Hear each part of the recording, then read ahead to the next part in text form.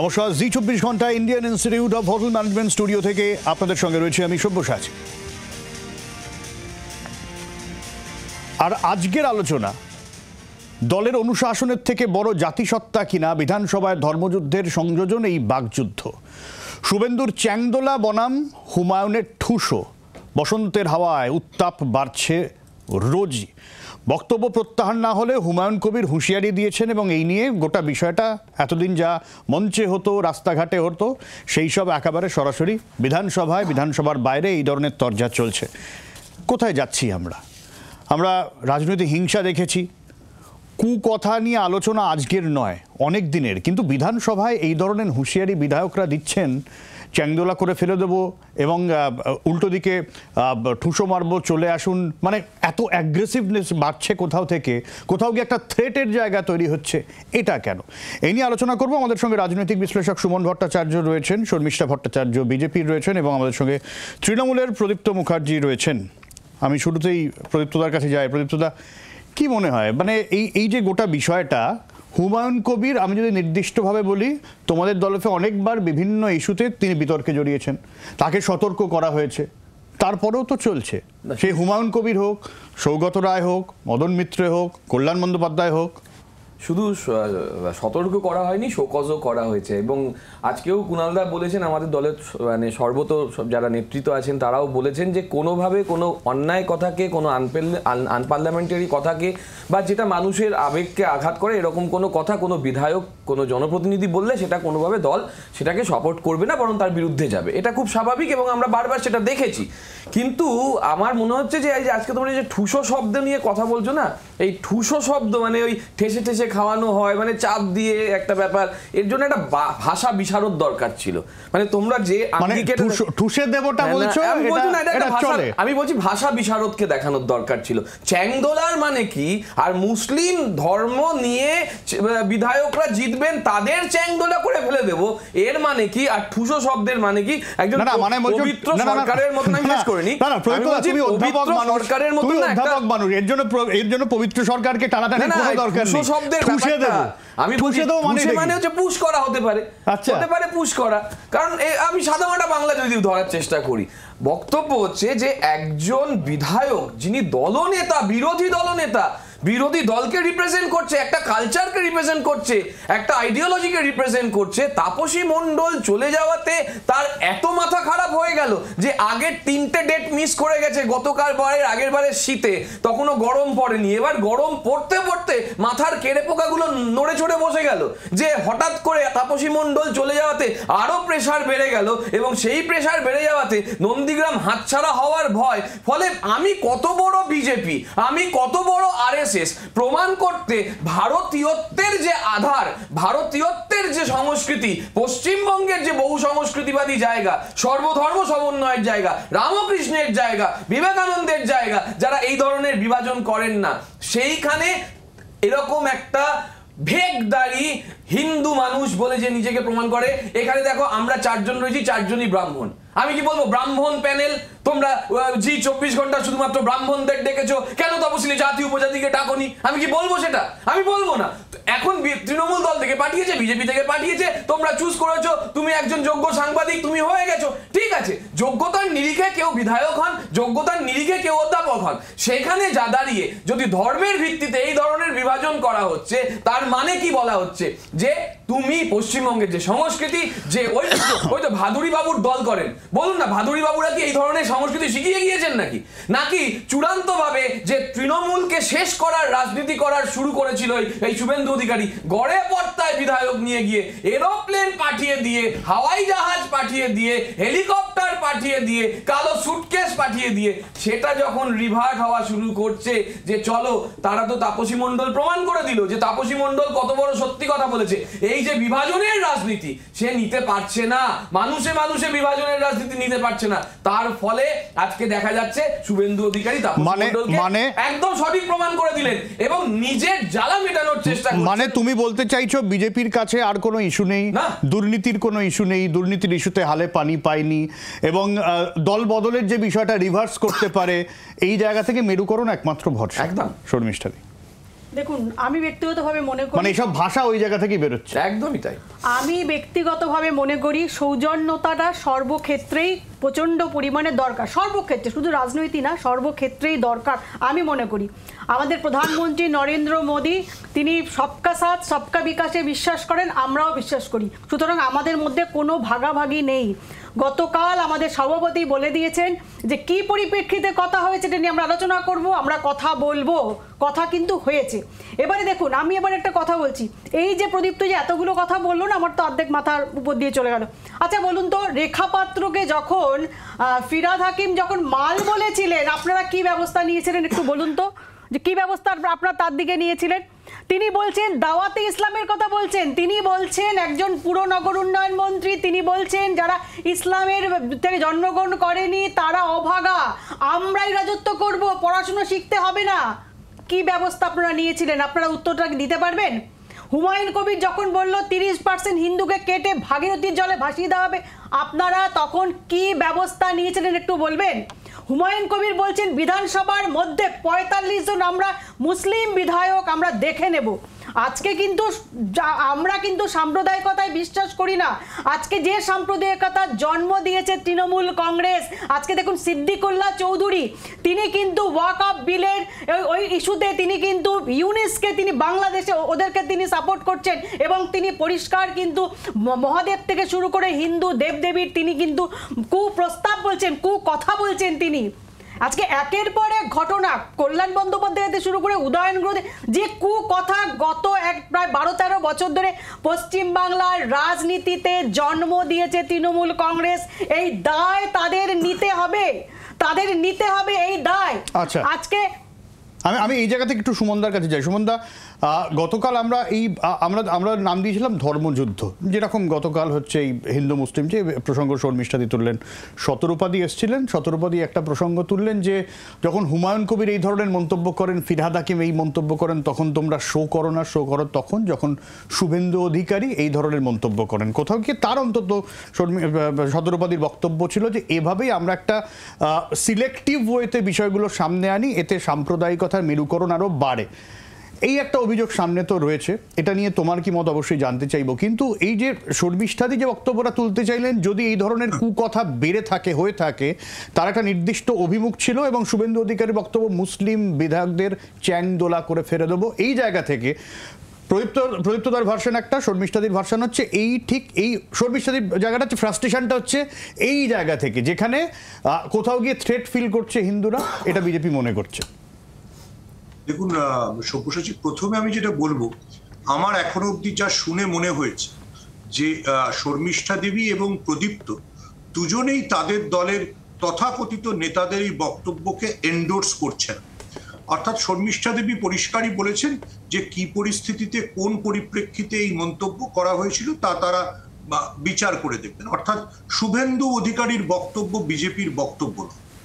আর যদি আপনি আমাকে বলেন যে হুমায়ুন কবিরের বক্তব্য, আমি অনেকদিন আগে আপনাদের অনুষ্ঠানেই বলেছিলাম, আমি নিজে বিশ্বাস করি যে হুমায়ুন কবিরকে গ্রেফতার করা উচিত। হুমায়ুন কবিরকে আগে যা যা বলেছিলেন তার পরিপ্রেক্ষিতে গ্রেফতার করা উচিত।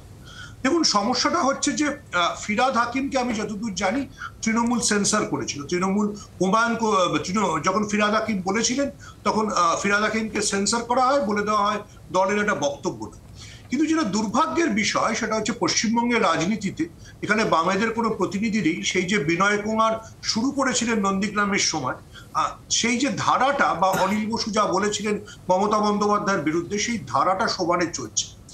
আমি অবশ্যই বলবো যে হুমায়ুন কবির যা বলেছেন, ফিরহাদ হাকিম যা বলেছেন, সেগুলো অত্যন্ত খারাপ।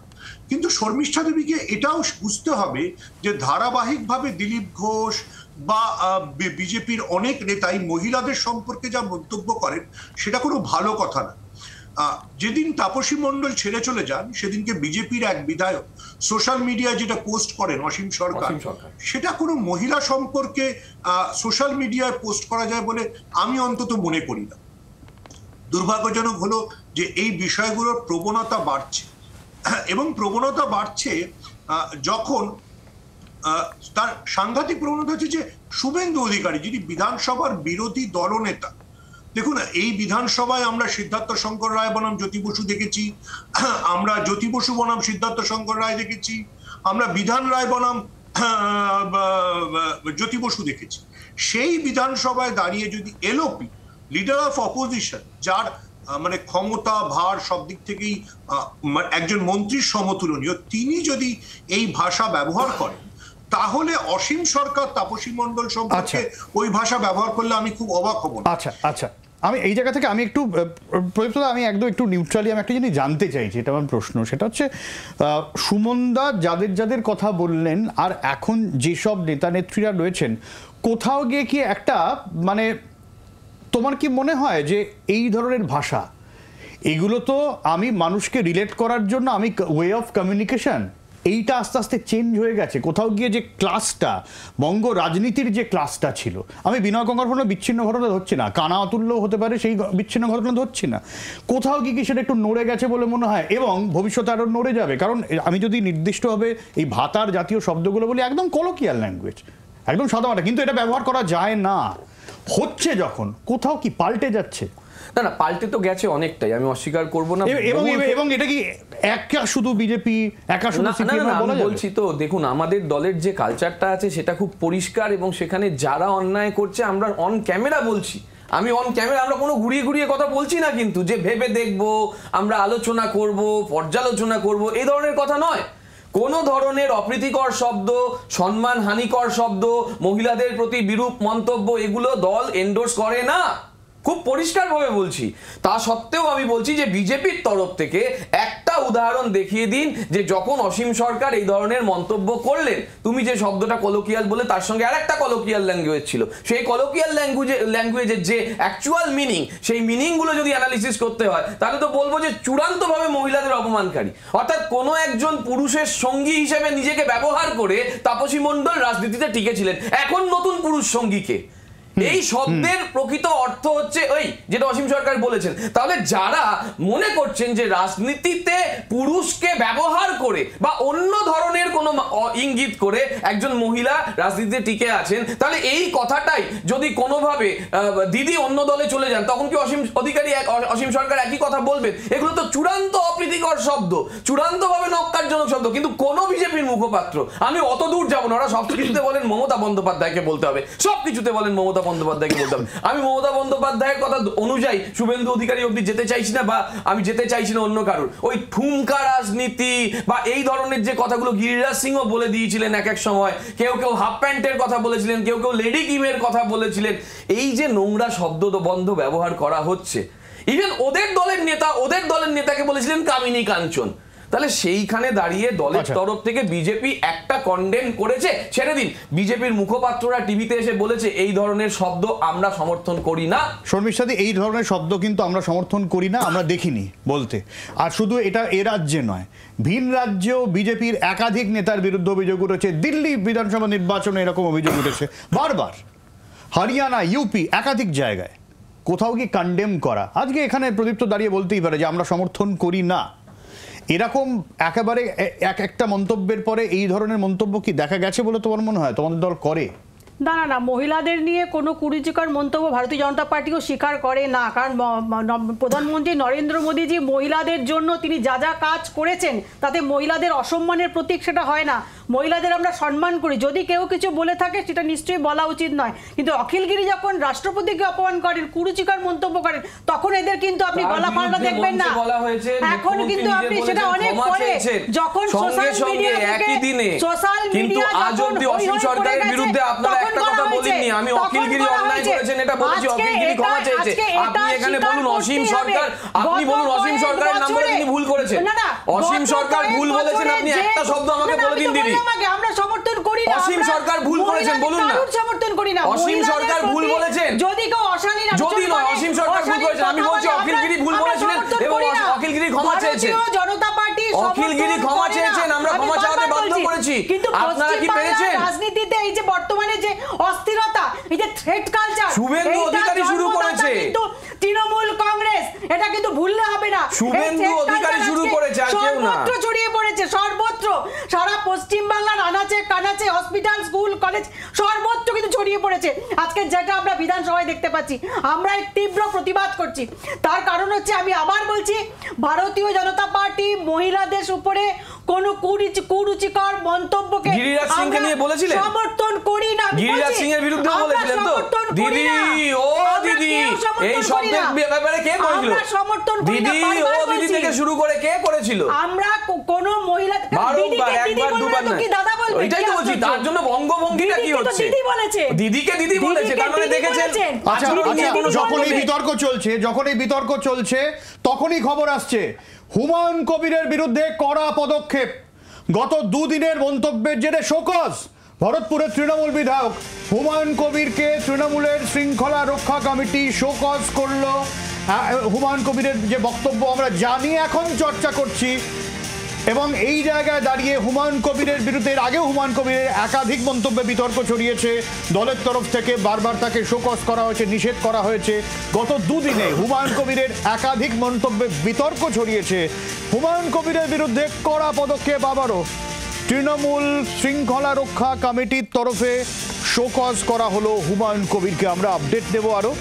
শ্রেয়সী রয়েছেন আমাদের সঙ্গে। শ্রেয়সী, একেবারে দেখো, যে তথ্য পাওয়া যাচ্ছে সেটা হচ্ছে যে এক্ষেত্রে মুর্শিদাবাদের ভরতপুরের বিধায়ক হুমায়ুন কবিরকে ফের কিন্তু দলের পক্ষ থেকে শোকজ করা হলো। দলের শৃঙ্খলা রক্ষা কমিটি শোকজ করলো হুমায়ুন কবিরকে, এবং এক্ষেত্রে শোকজ করার যে মূল কারণ, গত দুদিন ধরে তার যে বক্তব্য, সেই বক্তব্যের পরিপ্রেক্ষিতেই কিন্তু কার্যত তাকে শোকজ করা হয়েছে।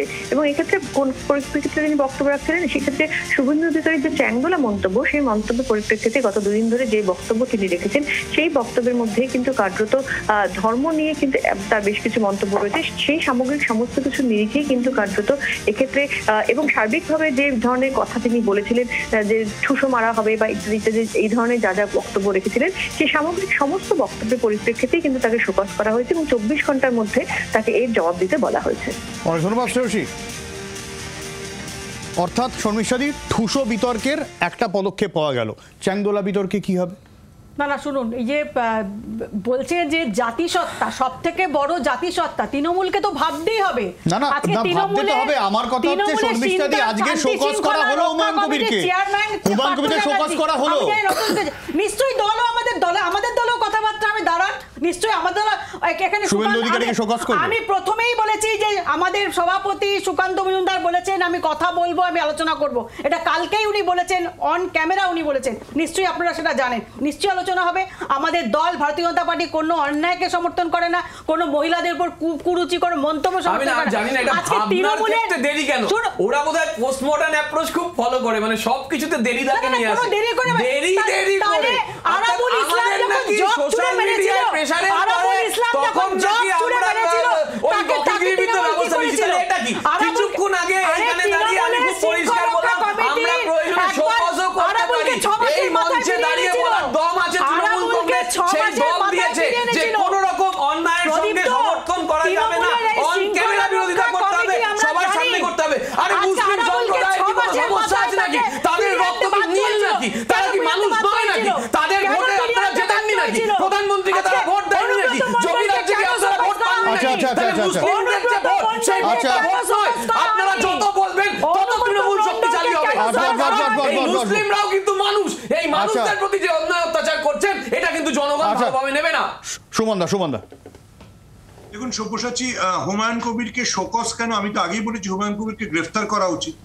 তৃণমূল যে অন্তত একটা ভূমিকা নিল সেটা খুব ভালো, কিন্তু আবার সুমনদা, একটা বিষয়, ভূমিকা তো নিচ্ছে, শোকজ করা হচ্ছে, ব্যবস্থার কথা বলা হচ্ছে, তারপরেও থামছে তো না। তোমার কি মনে হয় যে দল হয়তো চাইছে না, কোনো দলই এন্ডোর্স করে না যে তার দলের লোকেরা এই ধরনের কথাবার্তা বলুক, কিন্তু থামানো যাচ্ছে না যখন, এই ধরনের মন্তব্য হচ্ছে যখন, এটা কি ট্রেন্ড বলে তোমার মনে হয়? এটা দাঁড়িয়ে যাবে ট্রেন্ডে? না, ট্রেন্ড না। যেটা প্রদীপ্ত বলেছেন আমি সেটা বিশ্বাস করি। অর্থাৎ দলে যখন কেউ কোণঠাসা হয়ে যায় তখন সে একটা মরিয়া চেষ্টা করে। হুমায়ুন কবির এর আগে তৃণমূল দলের বিরুদ্ধে, মানে তৃণমূল দলের মধ্যে থেকে অনেক এমন কথা বলেছিলেন যেগুলো তৃণমূল অনুমোদন করছিল না। তো হুমায়ুন কবির সুযোগ পেয়ে গেলেন, যেই শুভেন্দু অধিকারী একটা কথা বললেন উনি ঝাঁপিয়ে পড়লেন সেটাকে ব্যবহার করে ওনার নিজের ভোট ব্যাংকে সংহত করার কাজে। না তুমি হুমায়ুন কবিরকে দেখে কোণঠাসার কথা বলছো, কিন্তু অনেকেই বিতর্ক, কল্যাণ বন্দ্যোপাধ্যায় বিতর্কে জড়িয়েছেন, মদন মিত্র, সৌগত রায়, ফিরহাদ হাকিম প্রত্যেকে বিতর্কে জড়িয়েছেন, সবাই তো কোণঠাসা নয়। হ্যাঁ সব্যসাচী, তুমি যদি হিসেব করে দেখো সেই সময় সে কোণঠাসা।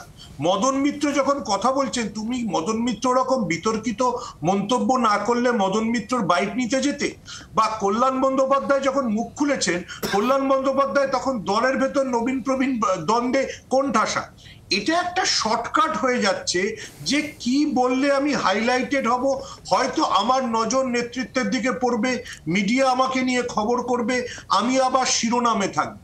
আমার মনে হয় যে এটা পলিটিক্যালি বা এমনিতেও সোশিওলজিক্যালি খুব ডেঞ্জারাস ট্রেন্ড, যে আমি খারাপ কথা বলে, কুকথা বলে শিরোনামে থাকবো।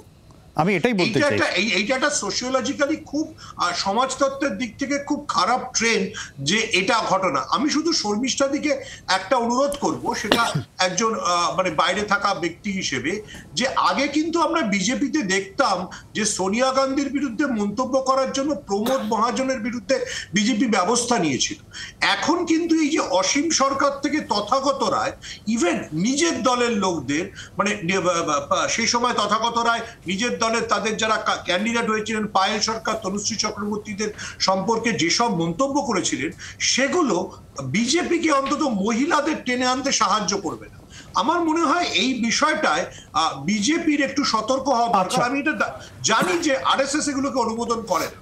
আচ্ছা শর্মিষ্ঠা দি, খুব সংক্ষেপে, আমার কাছে বেশি সময় নেই। আমি একটা কথা বলি, তৃণমূলের এই শৃঙ্খলা রক্ষা কমিটি না ওই গেঞ্জির একটা বুক পকেটের মতো। তার কারণ হচ্ছে ফিরহাদ হাকিমের বিরুদ্ধে এই শৃঙ্খলা রক্ষা কমিটি কি ব্যবস্থা নিয়েছে? দাওয়াতে ইসলামের ডাক দিচ্ছেন, বলছে আমরাই শাসন করব, যারা ইসলাম ধর্মে জন্মগ্রহণ তারা হচ্ছে ভীষণ অভাগা, কি ব্যবস্থা নিয়েছে? আরাবুল ইসলাম, তারপর অনুব্রত মণ্ডল কি ব্যবস্থা নিয়েছে? আজকে এমন হুমায়ুন কবিরকে তো কোণঠা চাই, হুমায়ুন কবির তো তৃণমূলের একটা সাইডে রয়েছে, তার বিরুদ্ধে ব্যবস্থা নিতে সুবিধা হয়েছে, কিন্তু এদের বিরুদ্ধে কেন ব্যবস্থা নেওয়া হয়নি? তারা যখন এই মন্তব্যগুলো করেছেন, আজকে বলুন তো, অনুব্রত মণ্ডল পুলিশকে বোম মারবো বলেছিল, কি ব্যবস্থা নেওয়া হয়েছিল? ওই শৃঙ্খলা রক্ষা কমিটির চেয়ারম্যান পার্থ চট্টোপাধ্যায় এখন জেলে, আমি জানি নতুন কেউ হয়েছে কিনা। সুতরাং তৃণমূলের শৃঙ্খলা রক্ষা কমিটি আরাবুল ইসলামকে জেলে দিয়ে 6 মাসের মধ্যে বার করতে হলো। সুতরাং এই কমিটির উপর পুরোপুরি আইওয়াশ। আচ্ছা, আমাদের তার মধ্যে ময়লা পড়েছে, ওয়াশ করে পরিষ্কার করছি, ঠিক আছে, আইওয়াশ। কিন্তু আমার বক্তব্য যে বিজেপির কি সেই আইটাও নেই, মানে সেই চোখটাও নেই। আমি জানি না সেই চোখটা আছে কিনা, যে অন্তত চোখে ময়লাটা পড়ছে একটু পরিষ্কার করার চেষ্টা করা হোক, সেটাও বিজেপি করবে না। কিন্তু আমার বক্তব্য হচ্ছে, দেখুন শুভেন্দু অধিকারী যাকে চোর বললো, সেই চোরকে নিয়ে এরা বিরোধী দলনেতা করলো। এখানে একইভাবে অজিত পাওয়ারকেও তাই করেছে। এদের মূল জায়গাটাই হচ্ছে যে দুর্নীতির অভিযোগ আনো, প্রেসার দাও, নিজের দলে আনো, তারপর তাদেরকে দিয়ে বাজে বাজে কথা বলাও, এবং সেই বাজে কথার কোনো রকম সুরাহা তারা করবে না। আমাদের মূল প্রসঙ্গ একটা, যে তৃণমূল কংগ্রেসের সেই দমটা আছে, ফিরহাদ হাকিম হোক, মদন মিত্র হোক, বা সৌগত রায় হোক, বা এদের কথা যাদের কথা বলে, যে প্রত্যেকের বিরুদ্ধে তৃণমূল কংগ্রেস অন ক্যামেরা বলেছে। কিন্তু শুভেন্দু অধিকারী এত বড় নেতা, 65টা যারা নৌকায় রয়েছেন তাদের পাল তিনি নিজে ধরে নিয়ে যাচ্ছেন, মাছ সমুদ্রে ডুবে না যায়, ফলে তাকে চটানো যাবে না, কোনোভাবে চটানো যাবে না। শুভেন্দু অধিকারী নিজেকে কত বড় হিন্দু প্রমাণ করার চেষ্টা করছে। আসল কারণ হচ্ছে পায়ের তলার মাটি একদম শেষ হয়ে গিয়েছে, নন্দীগ্রাম শেষ হয়ে গিয়েছে। আমার সময় একদম শেষ। সামনে 26-এর আগে এখনো গরম পর্ব করছে, 16 তারিখ থেকে তাপপ্রবাহ শুরু হবে। তার আগে রাজ্য রাজনীতির যদি এরকম আঁচ থাকে, সময় যত এগোবে কোন জায়গায় দাঁড়াবে ভাবতে পারছেন? ফিরাসি বিরতির পর সঙ্গে থাকুন। বাংলার আওয়াজ, বাঙালির আবেগ, জি 24 ঘন্টা।